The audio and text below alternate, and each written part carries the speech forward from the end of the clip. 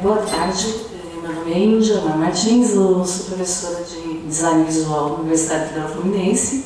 Eu queria agradecer a Bia, ao Roberto e a parceria aqui do Paulo. Eu sei que esse ano foi um ano complexo para você manter qualquer projeto por falta de recursos, por falta de uma série de questões, e eles guerreiramente seguiram até o fim da proposta.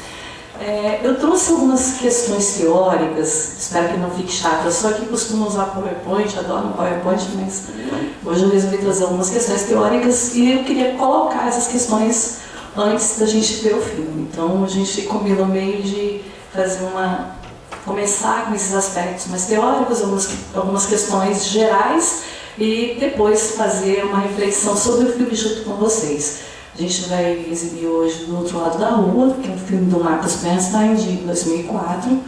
É um filme que tem uma plasticidade incrível, né? É um filme que foi muito prazeroso analisar e refletir sobre ele. Então, eu vou começar falando, de um modo geral, sobre alguns aspectos pertinentes à área da direção de arte.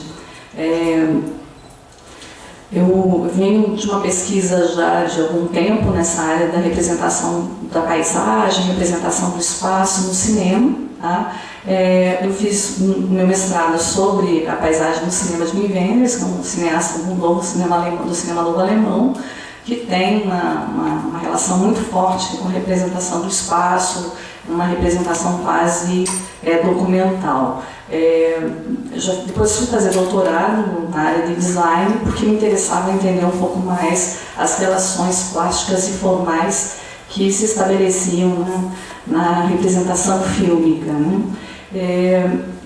Em 2007, mais ou menos, eu entrei em contato com um conceito trabalhado pela Inês Gil, uma portuguesa, que ela chama de atmosfera fílmica. A partir desse conceito, me interessou pensar em como a gente consegue utilizar os recursos da direção de arte, tanto o processo criativo, o processo de criação do projeto visual, a escolha de todos os aspectos, paleta de cores, cenografia, pesquisa estética, como todos esses elementos podem, de algum modo, dialogando com a fotografia e com o som, contribuir para enfatizar determinadas atmosferas. Eu vou ler algumas questões e depois vou gradativamente comentando. A minha pesquisa inicialmente refletia sobre como os elementos atribuídos à direção de arte, os cenários, figurinos, paleta de cores, contribuem para a criação da atmosfera fílmica. Primeiramente, é importante esclarecer que entendo a direção de arte como um departamento ou profissional que cria a base material da visualidade da imagem que será valorizada pela luz, pela decupagem, pelo registro efetuado pela câmera, pela montagem e pelo som.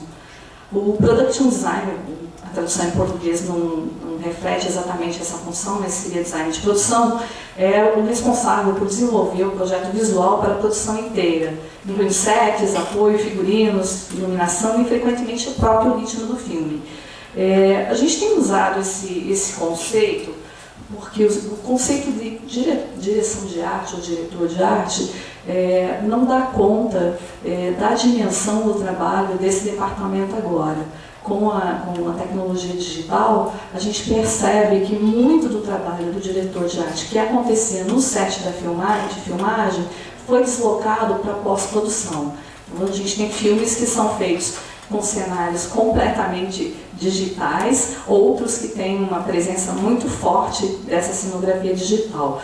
Então, se você for pegar as definições lá dos teóricos lá clássicos, para a maior parte deles, o Jacques Aumont, que é bastante recorrente, muito lembrado dentro do curso de cinema, a atividade do diretor de arte, do departamento de arte, acaba no momento do registro, no momento em que é feita a filmagem. Aí você tem a produção, mas ele não considera a atividade na correção de cor, a participação do diretor de arte na correção de cor, no próprio acompanhamento da produção desses cenários feitos de forma computacional. Tá? Então a gente tem tentado trabalhar até pensando o próprio termo de direção de arte, mas trabalhando dentro dessa concepção um pouco mais ampla.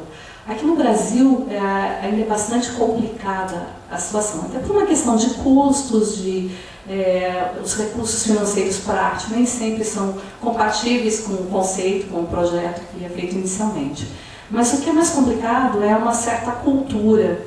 Para vocês terem uma ideia, o termo verbete verbete, direção de arte, sequer faz parte. A gente tem uma enciclopédia de cinema que foi feita pelo professor Fernão Ramos, e o termo ainda é cenografia. Na verdade, cenografia é apenas um pequeno aspecto do trabalho do departamento de arte. Antes da cenografia, você tem uma coisa muito importante que vai sustentar toda a visualidade do filme, da pré-produção à pós-produção, que é o projeto visual. Em geral, esse projeto visual é feito pelo diretor de arte ou, se dependendo da filmografia, da cinematografia, por um production designer. O que é interessante colocar aqui é que a gente fez, e os alunos da UF começamos em 2011, uma pesquisa sobre o processo criativo dos diretores de arte brasileiros com a tecnologia digital. E o que a gente constatou, a gente entrevistou 10 diretores aqui do Rio e de São Paulo. O que a gente constatou é que os profissionais brasileiros seguem basicamente o procedimento internacional. E muitos deles podem ser considerados production designers internacionais. Muitos trabalham em outros países, não só no Brasil. E o que ficou evidente para a gente é que o projeto visual, o conceito, tudo é realizado dentro desse modelo e dessa perspectiva internacional. Tá?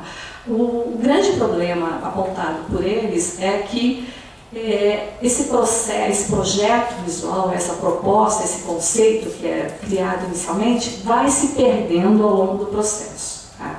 Alguns filmes são realizados de uma forma um pouco mais ágil. Agora a gente sabe que tem filmes brasileiros que levam 2, 3 anos para serem concluídos.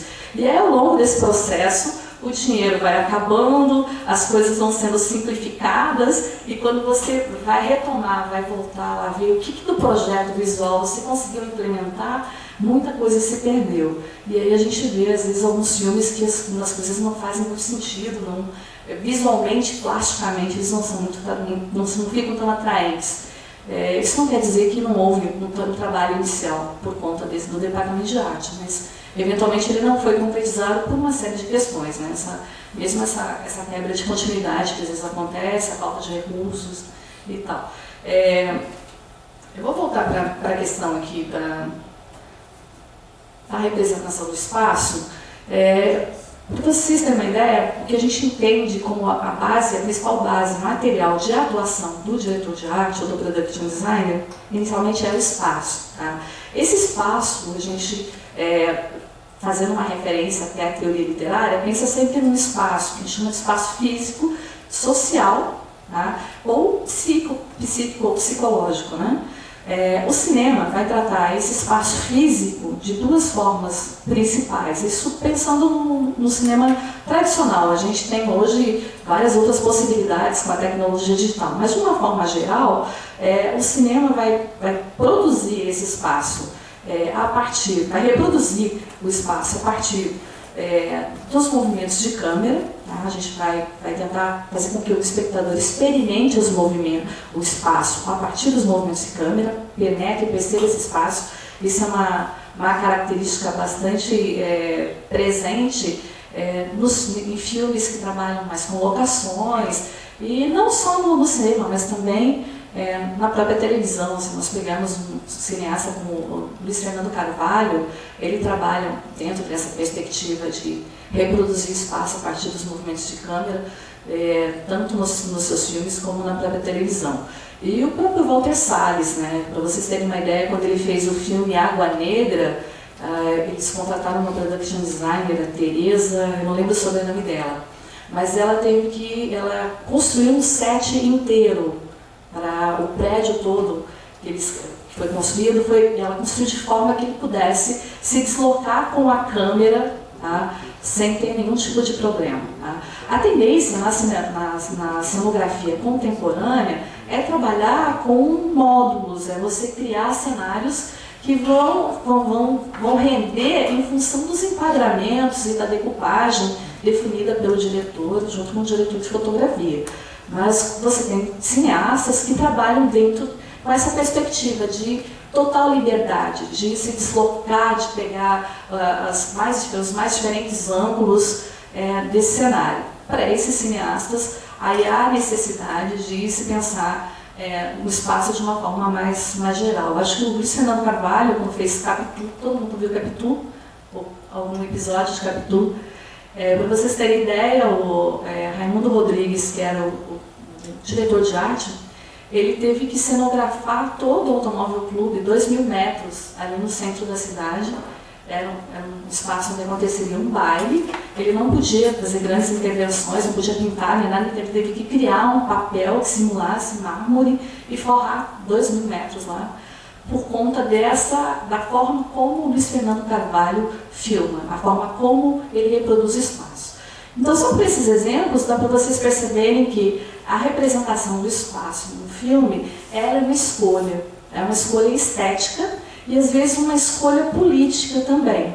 Porque se a gente for recuperar alguns cineastas dos cinemas novos, os cinemas novos tinham uma perspectiva política também de reproduzir ou representar o espaço da forma mais íntegra possível, evitando a montagem. Vocês já devem ter lido alguma coisa do Bazin. O Bazin tem um artigo que ele fala sobre a montagem interditada, ou montagem que vai justamente valorizar alguns recursos e algumas técnicas de representação do espaço nessa totalidade, que é o plano sequência, que são os travelings.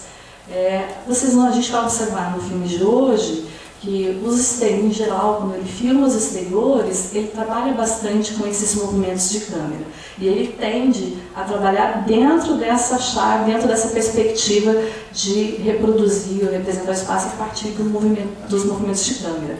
Internamente, a gente já vai perceber que isso é um pouco diferente. Ele trabalha com muitas câmeras, câmera parada, em geral, com um enquadramento muito bem feito, um enquadramento, assim, um certo virtuosismo até, valorizando a composição visual do quadro, e são os personagens que se deslocam, que entram e saem de campo. Tá? Isso é uma coisa que o Paulo também, a gente estava até comentando, que esse é um filme de dualidades. Ele trabalha o tempo todo com o espaço interno, com o espaço externo, com o campo, contracampo. Ele trabalha com a profundidade de campo dentro dos espaços internos, que é uma coisa até curiosa. A gente tende a esperar, muitas vezes, um trabalho maior com a questão da profundidade de campo nos espaços externos, mas ele vai inverter, nos espaços externos ele usa um desfoque, então ele foca só o primeiro plano, ele desfoca o fundo. Então, aí só algumas, já para vocês já pescarem um pouco dessa dualidade, que é uma dualidade ao mesmo tempo estética, plástica, mas também uma dualidade que está presente nos personagens, nos dois personagens, né? Tanto na personagem da Regina, que é feita pela Fernanda Montenegro, que é uma personagem que está o tempo todo reiterando a necessidade de ver tudo as claras, de que ela vê mais do que a maioria das pessoas, mas ao mesmo tempo ela tem uma dificuldade em olhar para ela mesma, ao mesmo tempo ela tem uma dificuldade em olhar para as questões que estão mais próximas dela. Né? Ela lida bem com esse conceito de verdade de uma forma geral, mas ela trabalha mal com esse conceito em relação ao próprio aspecto psicológico dela. Né? Só para avançar um pouquinho aqui, falar um pouquinho sobre essa questão da atmosfera para vocês. Essa etapa da pesquisa, eu comecei a trabalhar, relacionar a noção da atmosfera com o espaço, ainda pressupondo que há uma certa anterioridade do espaço, né?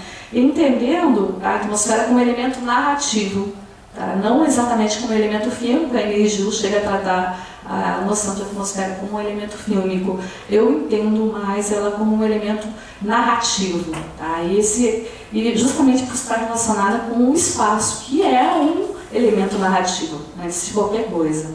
De certo modo, quando você pensa a atmosfera relacionada com o espaço, ela seria uma espécie de espaço psíquico, né? Esse deslocamento do espaço físico para o psíquico também aparece na definição da própria energia de atmosfera. Ela diz que a atmosfera pode-se definir a atmosfera como sendo um espaço mais ou menos energético, composto por forças visíveis ou invisíveis, que tem o poder de desencadear sensações e afetos nos receptores. É a natureza dessas forças, o seu ritmo e a sua relação que determinam o seu caráter. Isso é interessante porque a gente vai observar que esse conceito de atmosfera fílmica ele pode ser pensado de duas formas. Ele pode ser pensado como um grande conceito que seria a atmosfera espectatorial, que é justamente essa relação que vocês, espectadores, estabelecem com o filme e as sensações que vocês experimentam no momento em que estão assistindo o filme. E, ao mesmo tempo, ela também, o que a gente vai chamar de atmosfera fílmica, é a atmosfera que pode ser constituída aí pelos elementos fílmicos, seja pelos elementos da própria linguagem cinematográfica, que aí envolvem tanto a fotografia, o som, a arte. Então, esses elementos concretos, objetivos, eles podem ser pensados para enfatizar determinadas atmosferas. Então, vamos dizer, acho que para avançar um pouquinho mais, a gente tenta não confundir esse conceito da atmosfera, que é um conceito meio intangível, meio abstrato, apesar de a gente ter como trabalhar, produzir essas sensações usando elementos materiais, ele é um conceito abstrato. Mas quando a gente pensa nos outros, a gente estabelece uma relação com outros conceitos, outros termos que normalmente a gente confunde e mistura tudo, que é o ambiente, clima, são conceitos que têm uma definição própria e que podem nos ajudar a entender um pouco mais esse conceito abstrato que é a atmosfera fílmica.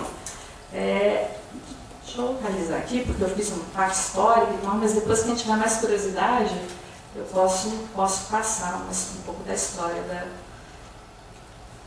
Bom, o que é interessante? Quando a gente usa a expressão ambiente, quase sempre a gente está definindo espaços sociais que são materializados através dos cenários e das locações. Nesse caso, é importante a gente entender o espaço físico